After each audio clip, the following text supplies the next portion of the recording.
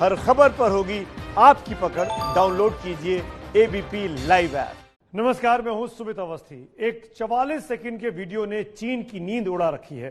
पड़ोसियों की जमीन को कब्जा करने के लिए वीडियो बम बनाने वाले ड्रैगन अमेरिका के एक वीडियो से अब कोमा में चला गया है। अमेरिका ने उस वीडियो को जारी करके चीन को बता दिया है कि अपने पैर समेट लो, नहीं तो चलने लायक नहीं रहोगे। आज इसी पर विस्तार से बात होगी। 80 करोड़ भारतीयों के लिए मोदी सरकार का बड़ा ऐलान। प्रधानमंत्री अन्न कल्याण योजना को साल के आखिर तक बढ़ाया। नवंबर तक मुफ्त अनाज दिया जाएगा।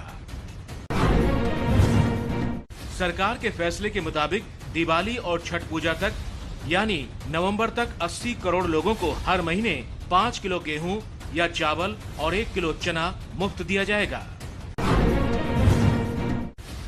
पीएम मोदी कोरोना पर भी बोले, कहा अनलॉक 2 में भी हमें लॉकडाउन फर्स्ट की तरह सावधानी और सख्ती बरतनी पड़ेगी। मोदी ने राज्य सरकारों से नियम तोड़ने वालों पर सख्त जुर्माना लगाने के भी संकेत दिए। कांग्रेस ने फिर दिया मोदी सरकार को बड़ा सुझाव। राहुल गांधी ने कहा, कोरोना से सबसे ज्यादा झटका गरीबों को लगा है। हर महीने गरीबों के खातों में 7,500 रुपए डाले सरकार। कोरोना पर वैक्सीन को लेकर पीएम मोदी ने आज अहम बैठक की।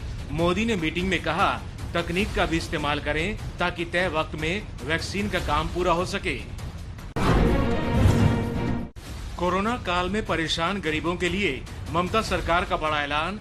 ममता बनर्जी ने कहा, अगले साल जून महीने तक मिलेगा जरूरतमंदों को मुफ्त अनाज। कोरोना से पिछले 24 घंटे में 418 लोगों की मौत हुई। 18,000 से ज्यादा नए केस सामने आए। पूरे देश में बीएसएफ के 53 और जवान कोरोना पॉजिटिव मिले हैं। अनलॉक 2 के लिए सरकार की नई गाइडलाइंस जारी। स्कूल, कॉलेज और कोचिंग इंस्टीट्यूट 31 जुलाई तक बंद। मेट्रो भी बंद, लेकिन 15 जुलाई से कुछ सरकारी ट्रेनिंग इंस्टीट्यूट खुल सकेंगे। अनलॉक 2 में बंगाल की ममता सरकार ने और छूट बढ़ाई। अब सुबह 8:30 बजे तक मॉर्निंग वॉक की मंजूरी दी गई। शादी में भी अब 50 मेहमान आ सकेंगे, लेकिन दूरी का रखना पड़ेगा ध्यान। महाराष्ट्र में 67 और पुलिस वाले कोरोना पॉजिटिव मिले। यहां 59 पुलिस वालों की जान भी जा चुकी है। महाराष्ट्र में सबसे ज्यादा कोरोना केस हैं। मुंबई में 750 कंटेनमेंट जोन है। फिल्म अभिनेता आमिर खान के घर के स्टाफ में 7 लोगों को कोरोना संक्रमण हुआ। ड्राइवर, रसोइया और सुरक्षा कर्मी शामिल। आमिर खान ने खुद को क्वारंटीन किया। बिहार के पालीगंज में शादी में फैला कोरोना। शादी में शामिल होने वाले 72 मेहमान कोरोना संक्रमित हुए। दूल्हे की भी मौत हुई।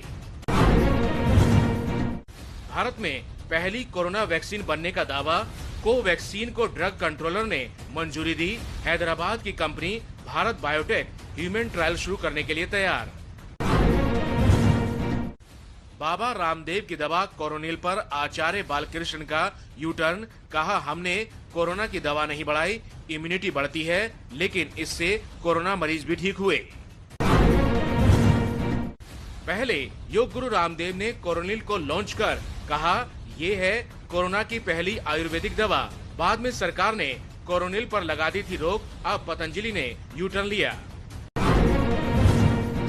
कोरोना संकट के बीच चारधाम यात्रा से जुड़ी बड़ी खबर। 1 जुलाई से उत्तराखंड के लोग कर सकेंगे बद्रीनाथ और केदारनाथ के दर्शन। दूसरे राज्यों के लोगों को अभी इंतजार करना पड़ेगा। लाइन ऑफ एक्चुअल कंट्रोल पर तनाव कम करने के लिए चीन के साथ आज फिर लेफ्टिनेंट जनरल लेवल की बात हुई। बातचीत में चीन का रवैया अब तक सकारात्मक दिखा। लद्दाख में ये तीसरी मीटिंग हुई है। बैन के बाद टिकटॉक और दूसरे चाइनीज ऐप्स गूगल और एप्पल स्टोर से हटने शुरू हुए। टिकटॉक ने आज कहा, हम डेटा चीन से शेयर नहीं करते, हम पर बैन अंतरिम है। अपनी कंपनियों के ऐप्स पर बैन से बौखला गया चीन। कहा, चीनी कंपनियां अंतर्राष्ट्रीय कानून का करती हैं पालन, भारत सरकार भी करे पालन।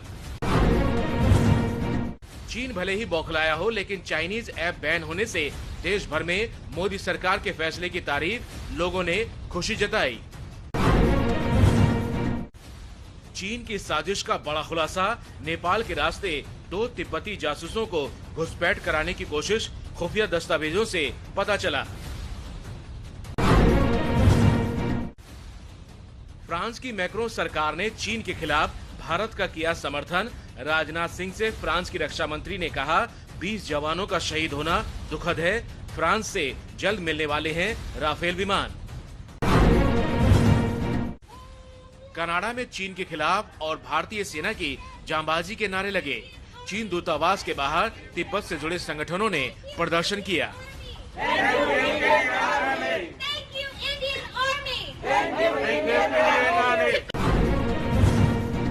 जिस ताइवान पर चीन चाहता है कब्जा, उसने अमेरिका के साथ किया युद्ध अभ्यास। चीन की जिनपिंग सरकार को लगी मिर्ची।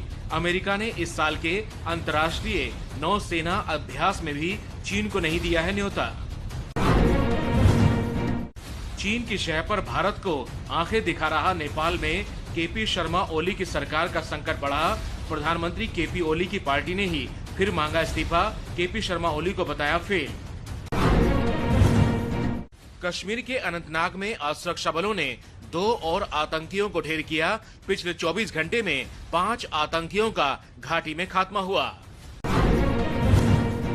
मध्य प्रदेश में मंत्रिमंडल के विस्तार में फिर अड़ंगा लगा। मंत्रियों के नाम पर पेच फंसने से विस्तार टल गया है।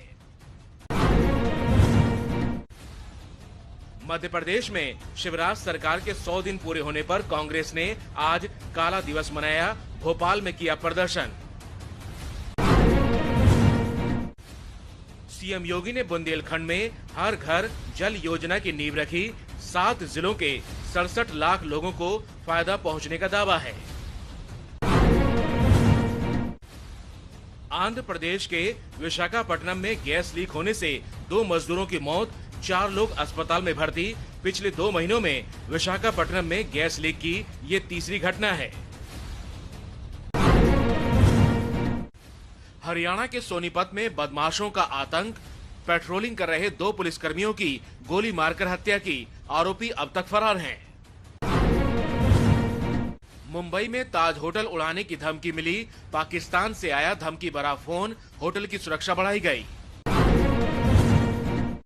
गुजरात में कांग्रेस के वरिष्ठ नेता और राज्यसभा सांसद अहमद पटेल से आज ईडी ने फिर पूछताछ की। संदेशरा ग्रुप फ्रॉड केस में सवाल जवाब किए। 1 हफ्ते में ये दूसरी पूछताछ।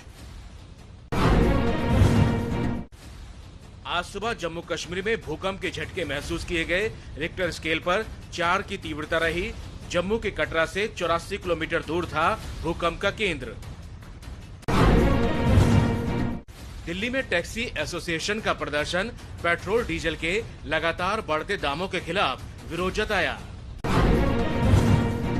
पाकिस्तान से आज परिवार समेत वापस लौटे भारतीय उच्चायोग के कर्मचारी वाघा बॉर्डर के रास्ते आए। पाकिस्तान उच्चायोग से भी 143 कर्मचारियों को लौटाया गया है।